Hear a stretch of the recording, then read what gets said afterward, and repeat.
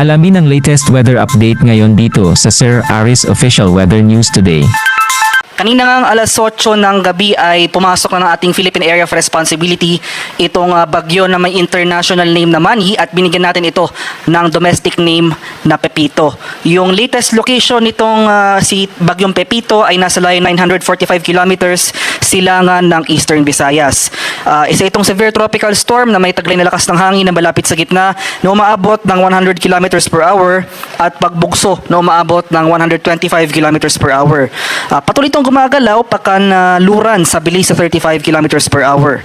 At sa ngayon wala pa itong direktang epekto sa ating bansa pero inaasahan natin as early as tomorrow magdudulot na yung mga kaulapan nito ng pag-ulan sa malaking bahagi ng Kabikulan at Eastern Visayas. Samantala patuloy yung pag-monitor naman natin itong si Bagyong Ophel. Isa pa rin itong typhoon at yung latest location natin as of 10 PM today ay nandito na ito sa dagat baybayin or yung coastal waters ng Calayan, Cagayan. So nandito na ito sa area ng Babuyan Channel. May taglay na lakas ng hangin na malapit sa gitna na umaabot ng 130 kilometers per hour at pagbugso na umaabot ng 200 kilometers per hour. Yung paggalaw nito patuloy na northwestward sa bilis sa 15 kilometers per hour. Makikita natin dito sa ating latest satellite images yung mga kaulapan na associated kay Bagyong Ophel patuloy na nagdudulot ng mga pag-ulan sa malaking bahagi ng northern Luzon. For most of Visayas and Mindanao magpapatuloy itong mas maaliwalas na panahon. Maghanda pa rin tayo sa mga tsansa ng mga isolated rain showers or thunderstorms simula ngayong gabi hanggang bukas sa madaling araw.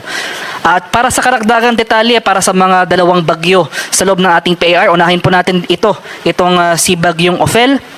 So yung latest track and intensity forecast natin para kay Typhoon Ophel, patuloy nga yung paggalaw ng northwestward na paggalaw nitong nasabing bagyo at as of 10 PM nga malapit na ito or nandito na ito sa area ng Babuyan Channel. So possible later tonight or mamayang madaling araw magkaroon na ito ng pangalawang landfall or close approach sa anumang isla dito sa area ng Babuyan Group of Islands. Kaya maghanda pa rin tayo dito itong malaking bahagi ng Northern Luzon, maghanda pa rin tayo sa mga malalakas na hangin at mga malalakas na ulan na dala ni Bagyong Ophel. And throughout the remainder of the forecast period simula ngayong gabi hanggang over the weekend at early next week, inaasahan natin na dahil sa patuloy na interaksyon nitong si Ophel sa kalupaan ng Pilipinas, nakikitaan natin yung patuloy na paghina or yung weakening trend ng nasabing bagyo.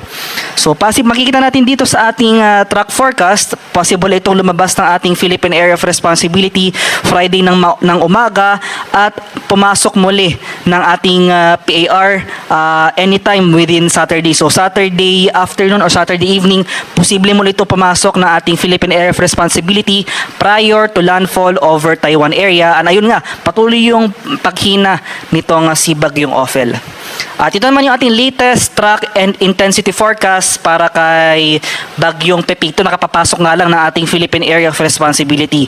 So makikita natin yung generally westward na paggalaw ng nasabing bagyo, westward hanggang bukas, pero pagsapit ng Sabado and over the weekend, magiging generally northwestward or pahilagang kanluran yung galaw nito. At habang nasa karagatan pa itong si Bagyong Pepito, makikita natin patuloy yung paglakas or pag-intensify nito. Posible itong maging isang ganap na typhoon possibly bukas ng umaga at further intensification after that, possible super typhoon category sa Sabado ng hapon or Sabado ng gabi. So prior to landfall, magla-landfall itong si Bagyong Pepito at its peak intensity na kung saan pinakamalakas yung hangin na dala nito. So kailangan natin bigyan din itong confidence score ng nasabing bagyo. So possible landfall natin, may kalawa since malayo pa yung forecast period natin. Possible landfall dito sa eastern coast ng Central Luzon or eastern coast ng Eastern Visayas. So ito yung mga area sa sakop ng confidence score natin. So kung may significant changes sa ating track forecast, ay magre-reflect po yan sa mga succeeding issuance ng ating tropical cyclone bulletins para kay Bagyong Pepito. So malaking bahagi ng Luzon at Visayas, maghanda tayo sa mga malalakas na hangin at mga malalakas na ulan na dala ng papalapit na Bagyong Pepito. At para kay Bagyong Ophel, may nakataas pa rin tayong Tropical Cyclone Wind Signal number 4. Dahil pa rin yan sa mga malalakas na hangin na dala ng bagyo, may signal number 4 po tayo dito sa mga areas shaded ng red.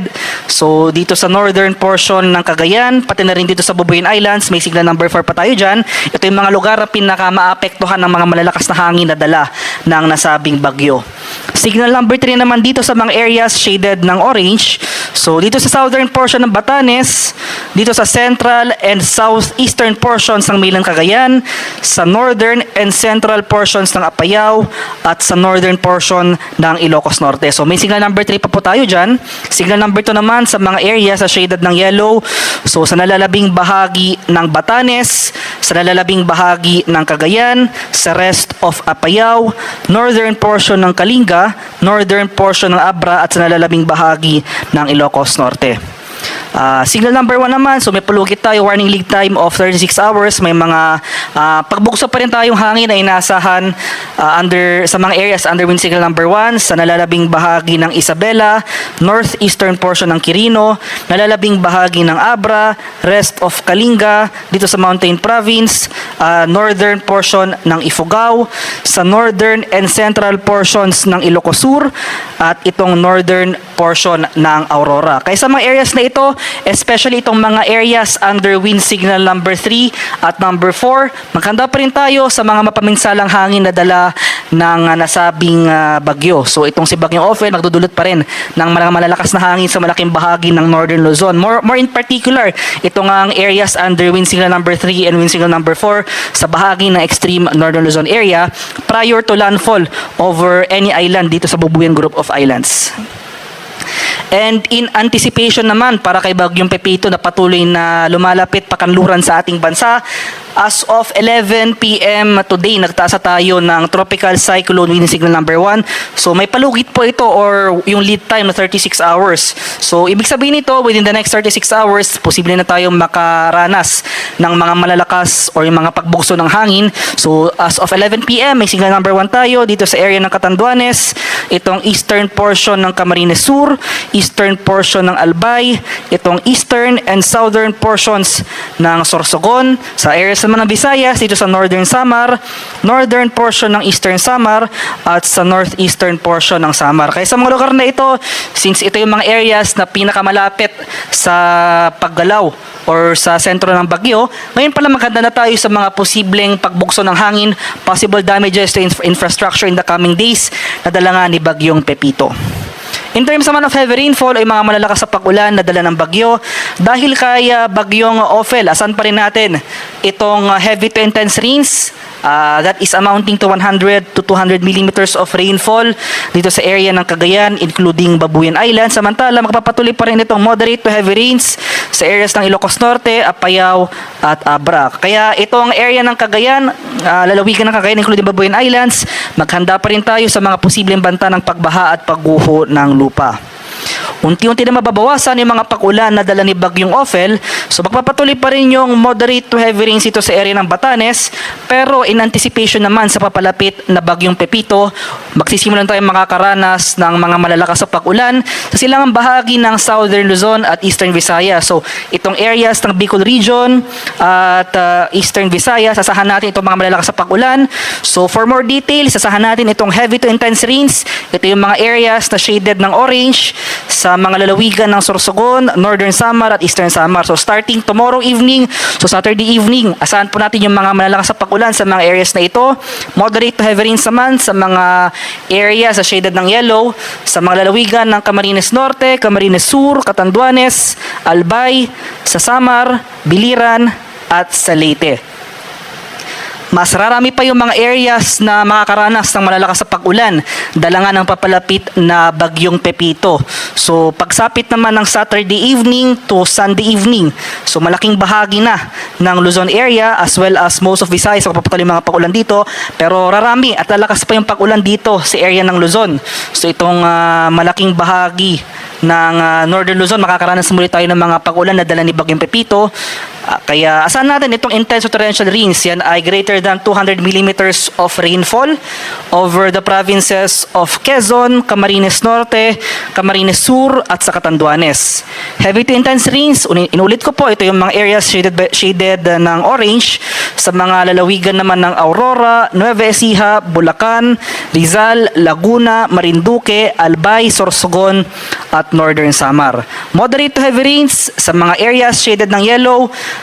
Inaasahan natin yan starting from Saturday evening to Sunday evening sa mga lalawigan ng Nueva Vizcaya, Quirino, Pangasinan, Zambales, Tarlac, Pampanga, sa Bataan, dito sa Metro Manila, Cavite, Batangas, Romblon, Masbate, Samar, Eastern Samar, Biliran, at sa Leyte. Kaya sa mga nabanggit ko pong lugar, especially itong mga areas na shaded ng red at orange. So intense to torrential para dito sa mga areas shaded by red, heavy to intense rains sa mga areas shaded by orange. Ngayon pa lang, maghanda na tayo.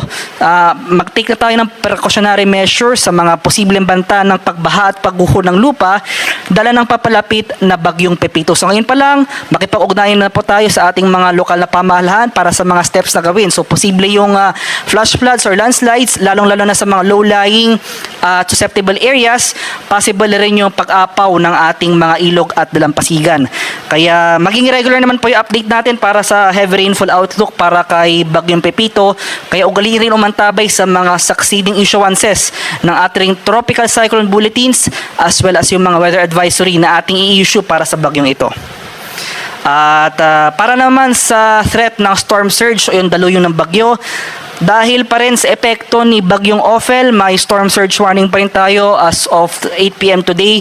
So more than 3 meters na storm surge ang ating inaasahan dito sa area ng Cagayan at sa mga seaboards or sa mga coastal lines ng Cagayan at Ilocos Norte. Samantala 2.1 to 3 meters naman ang ating inaasahan sa mga coastlines ng Aurora, dito sa Aurora, sa Batanes, sa Ilocos Sur, pati na rin dito sa Isabela. Kaya sa ating mga kababayan dito na malapit sa mga dagat baybayin, low-lying areas, coastal communities, maganda pa rin tayo dahil nandyan pa rin yung threat ng storm surge. Ito yung pagtaas ng ating mga alon na malapit sa ating mga coastal areas.